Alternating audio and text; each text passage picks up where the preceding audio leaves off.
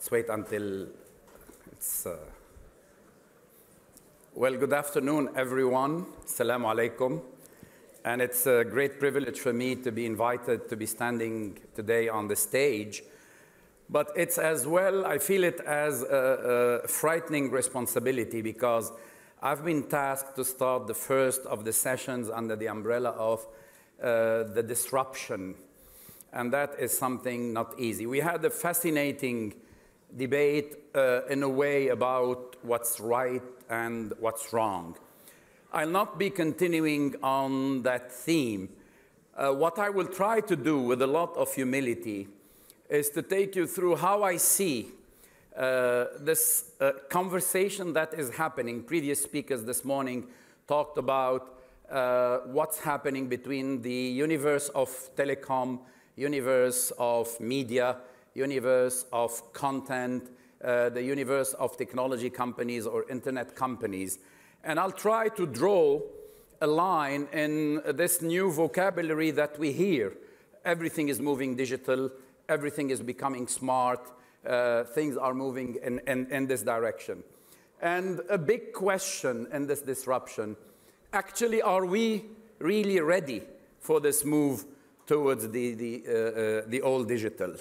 Now, this morning, a professor from UAE University said, well, it's about change, and some people are faster in absorbing this change. When all this is happening around us in areas where we feel it as evolution, this is part of what we can, this is part of our DNA. We're born children and we grew up, so that's not something we apprehend. When change becomes a little bit more rapid, we feel it as disturbance, and we start being out of our comfort zone. We don't like it. The fact that the pace of change is now happening so rapidly, this is what we feel as, crisis, because this is when we start talking about disruption. Don't look at it only from the theme that we are discussing, social media or media in general or digital space in general. When the flow of when economic flows change in a disrupted manner, these are economic crises. When the propagation of a virus starts accelerating and become faster, these are pandemia. When tectonic plates of Earth move, even if it's in geological units, a little bit faster than they should do, and we have disruption, these are real crises. These are earthquakes, tsunamis, etc. Nothing is different in what we are living today around us.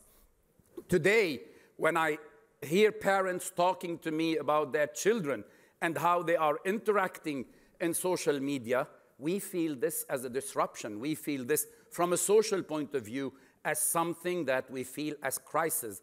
When we are witnessing new areas of psychological symptoms, the nomophobia, no mobile phobia, and some of our children are so hooked of being connected at a very young age. So if they are severed from their mobile, they have new symptoms of psychological characteristics. And therapists are looking at this. These are crises. These are disruptions of patterns that we used to see. Now, I'd like to go back a little bit and say just quantitatively and qualitatively, to illustrate the change that is happening, we are told that in 2015, which is tomorrow, we are already in 2015, if we want to watch, this morning His Excellency Khaldoon said that 100 hours of video content are uploaded, are created every minute. So basically today, in a couple of months, we are exceeding all the production that has been created by Hollywood, Bollywood, and all other places in their entire history. So this is the type of disruption we are witnessing. If we want to watch video content that is circulating on the internet in 1 second, within 1 second, we will need 5 years of our life to watch this 1 second. So I let you imagine the disruption on ecosystems that are built. From our point of view, when we built infrastructure, what kind of infrastructure will be able to accommodate this? From business models, what kind of monetization will be able to absorb this type of behavior? These are the numbers. And guess what? These numbers are immediately obsolete and outdated as the moment they are printed on the slide. So forget about the numbers. I'd like to take 1 minute of your time to show what I consider a bigger disruption, specifically when we talk to access to media, access to knowledge, access. And this is not coming from any telco. This is not coming from any tech company. This is the mother shooting her daughter. It's less than a minute video. I think it will speak by itself. Can we have the video, please?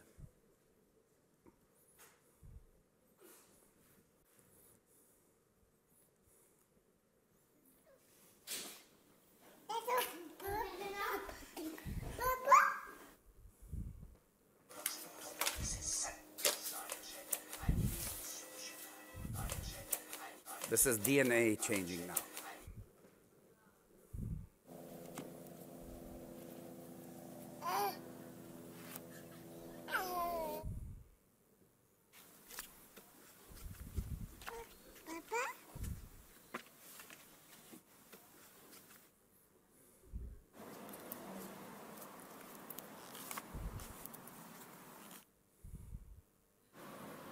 Look where she's pressing the reset button of a tablet.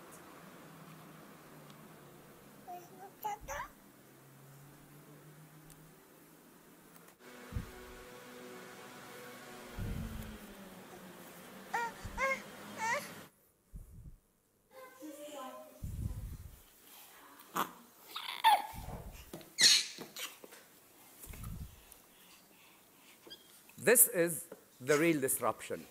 Not the numbers, not how many hours, emails, tweets are there. But this is the change, and this is why I started saying I will try with humility to paint a picture what we imagine the future.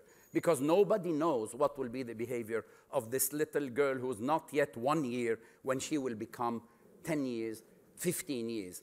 I have been privileged to have 5 children aging from 25 today to 10.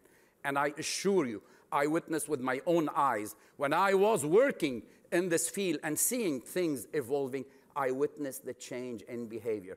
And this is something that we don't know how the story will be told. Now, trying to get something, sorry.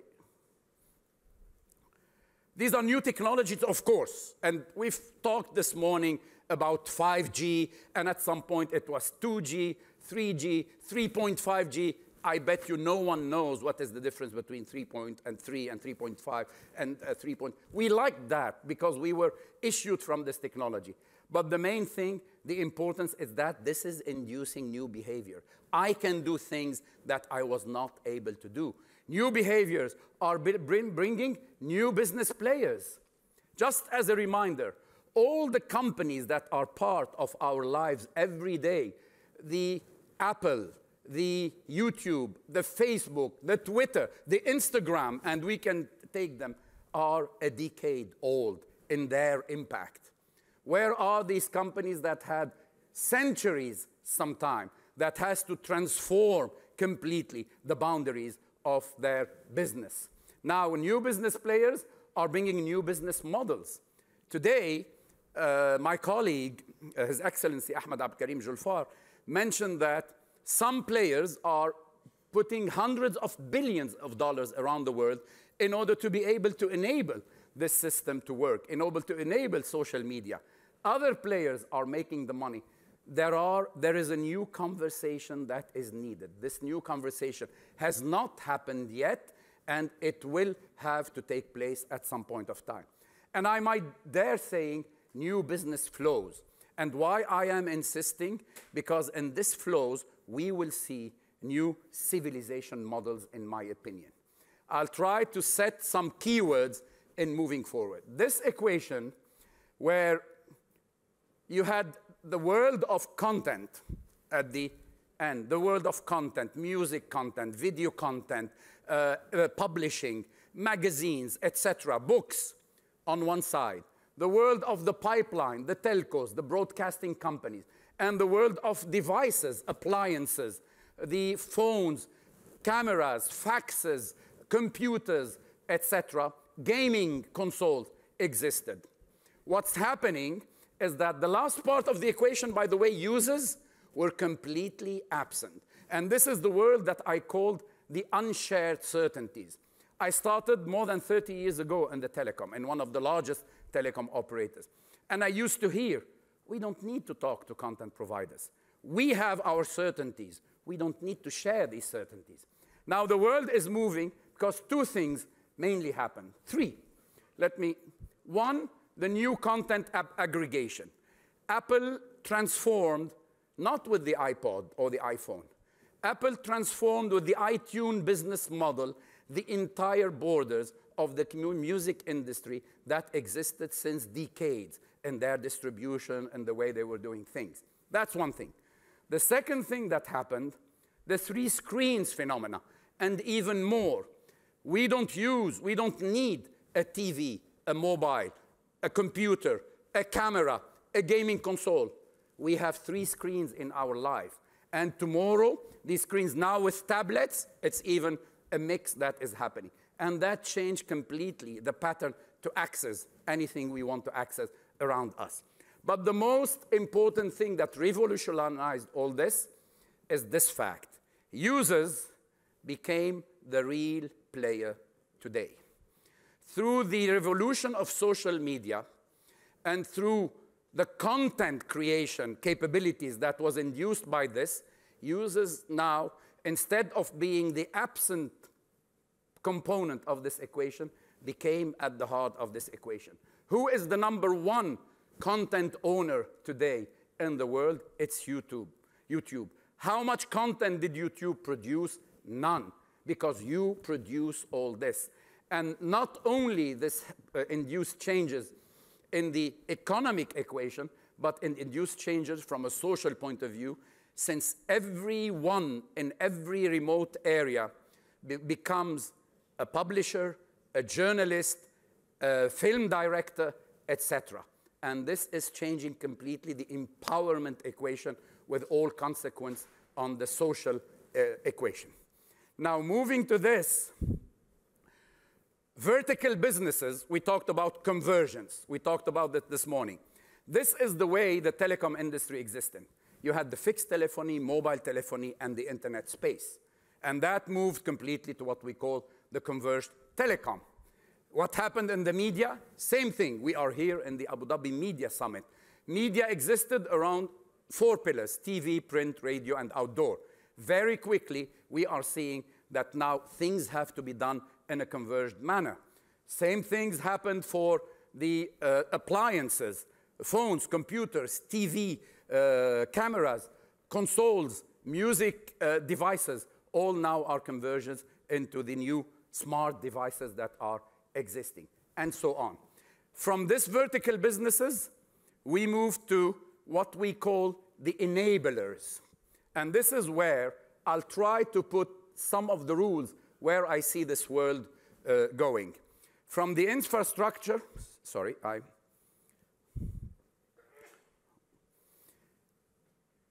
every one of these universe used to offer the entire value chain. Infrastructure, access, distribution, support, payments, method, etc. From these, now we move to the enablers, where the world will be organized, in my humble opinion, into the various layers. Today, you have players in the access platforms. You have players like the social media. You have the Facebook. You have the Google that are fighting on that, while this was the zoological territory of telecom. In content, you have telecom players jumping into the content and application. Digital distribution and payments, while this was done usually by the telcos, today with the PayPal of this world, with the iPay of this world, with what Apple, this is going to be reshaped completely differently. And there is no certainties. We are moving from these unshared certainties to a universe of shared certainties. The good news, all these players will have to share. The not so good news, we are sharing uncertainties, all of us. Isn't it the case of what's happening around the world. Isn't it the case in the debate that we just listened to, where we don't know? There is no more 0 or 1. There is no more black or white. There is a conversation, and in every single dimension, we need to be wise enough, we need to have the right wisdom to place the cursor on what we are doing. The interesting thing is that this ecosystem will become a new ecosystem that will be a path point for every industry to consumers and enterprise. If we are in travel, if we are in FMCG, if we are in banking, we will talk through this entire, what is called the ICT ecosystem. This is going to happen. Now, the question this morning, when? The question this morning that was in the debate of this morning, linear TV will disappear. And some people say, no, we see today still linear. Yes, linear TV is going to disappear. I can tell you something, if we are going to take some headlines, digital is going, IP infrastructure is going to be everywhere. The question is, when will this happen? No one knows. We have to have a lot of humility in moving into this. Around this, what we can see, what I call this abundance model. Today, everything exists in large volume, large quantity around us. This abundance model has had phases. The first phase, mid-90s, I was privileged because I started in the beginning of the internet playing in the space. The names, the Google, the Yahoo, the AOL of this world. And we used to go to the internet like we go to a library. We used to go to the internet to look for an article, to look for a book. Then, in the early 2000s, we started the transactional mode. See the time distance in 5 years' time. Then we started to hear about the Amazon, and we started going to the internet like we go to a shop to buy something, to buy an airline ticket, a train ticket, to buy the beginning of the e-commerce. The re-revolution, going along with the development of the various generations and more sophisticated generation of mobile technology, came in the mid-2000s, early to mid-2000s, and this is where we started to go to the internet like we go to a cafe. This is the social networking part, and this is the part that unleashed completely the power. And you want a nice story? This business, who is about connecting people with each other, did not come at all from the telecom industry, with all humility. In 2001, I was sitting on panels talking about the next big thing will be mobile payment. In 2013, last year, I sat on a panel, and the theme, the next big thing is going to be mobile payment. During this time, social networking, Facebook, the Twitter of this world, came, the real tsunami to all these business models did not come from our industry. Does not mean that this is something bad. This is a great thing. We need to be clever enough, wise enough, smart enough in order to collaborate, to figure out, and to claim a place in this space. Very quickly, this is inducing a very important thing. We talked about access to media. We talked about access to knowledge. This shift has moved. When we go to a Google, we go to an expert. Search engines. We are looking to having depth in any matter. Today, our kids are more into the breadth of information. They get the information because tens of friends that they have are giving them a piece of information. They do not have the time, they do not have the discipline, they do not have the mindset to go, to look who wrote that, etc. For media, this is going to be a major challenge, a major conversation to have in the coming years. Moving into this, we hear a lot about how the city is going to transform, the theme of smart city. The city today in the UAE, Dubai, Abu Dhabi are cities of smart applications. When you enter at the immigration, when you go, when you take your transportation, when you deal with government in Dubai, Abu Dhabi, these are smart application city. This is infrastructure, and you have players who are providing their application. Moving into the smart city at a step further. Tomorrow you will see on this infrastructure, you will see sensors. Once we decide what we want to get, you will see millions of sensors on the red light, in the elevators, in building, in doors of apartment, in cars, in lampposts, whatever, depending on what we want to have. And this information will be collected. This information will be hosted. Modeling and analytics will play on this. This is the big data that will happen. But of course, this can only happen when we have the right model of governance. I insist on this word because very often it is a little bit underestimated. When we have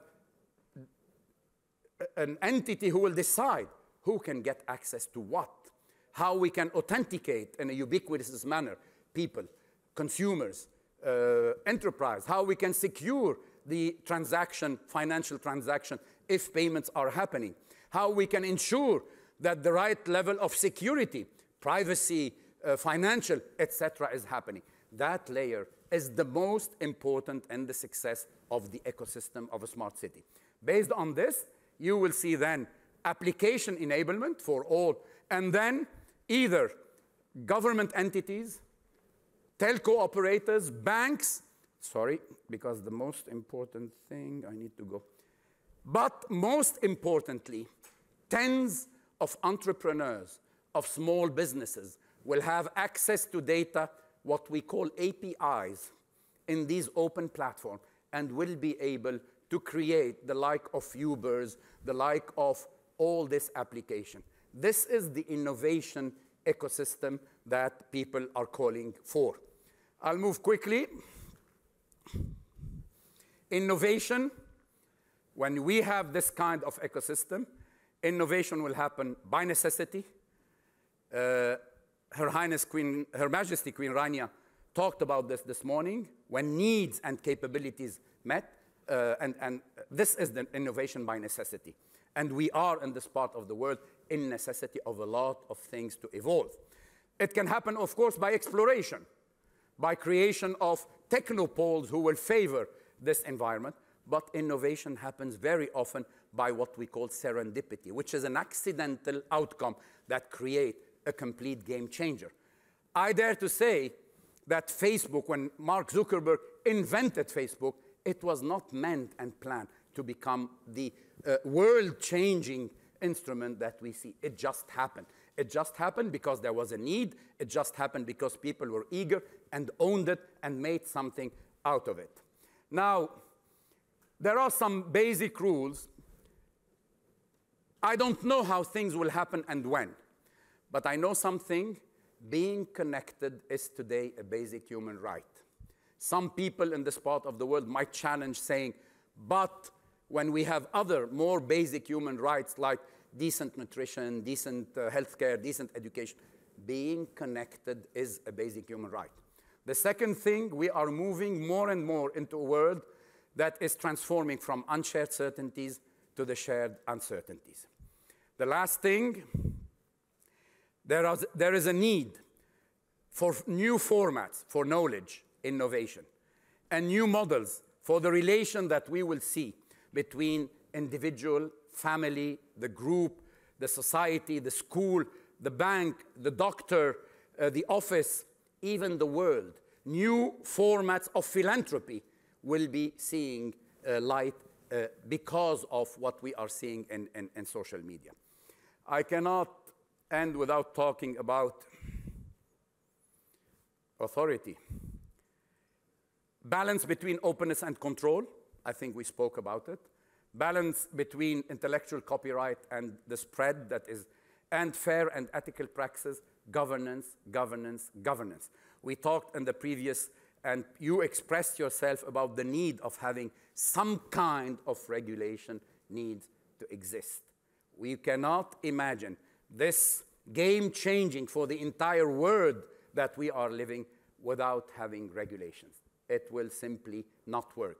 This should be a conversation, and cursors need to be placed in the right way. Now, where are we in this part of the world? We, of course, like, and we love to speak loud about the ancient times where we were leading scientific and intellectual pursuits. But very clearly, we missed in modern times the Industrial Revolution, this part of the world, we did not invent any technology. We did not develop. We just were buyers and users, and heavy buyers and heavy users. An act of faith in what's next. I do believe that the digital transformation and this all digital is an extremely important opportunity for a positive transformation in this part of the world. And why is that? And I'm going to join what Her Majesty said this morning. This is because I strongly believe that the generation Digital Arabia is out there.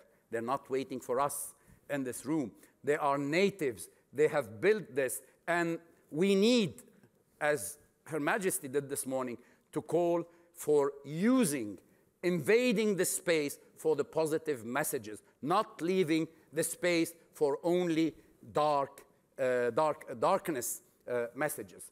And I will just end. It's a matter of mindset. And I would like to quote from the Arab poetry, speaking about almost the same image, two different eras. In the Andalusi period, that was the great times of the Arab glory, a poet said, فسألتها يا خير زائرة أما خشيت من الحراس في الطرق فجاوبتني ودمع العين يسبقها من يركب البحر لا يخشى من الغرق. She answered, whoever is riding the sea should not be afraid of drowning. Years later, in the beginning of the troubled and challenged times of the Arab world, a great poet, Nizar Qabbani, said almost about the same image. لو أني أعرف أن البحر عميق جدا ما أبحر. If I knew that the sea is so deep, I wouldn't sail. I think that we have an example. I think the answer of the question, which mindset we should have, is very clear, and it is up to you, because we call it now the new universe. Thank you very much for your attention.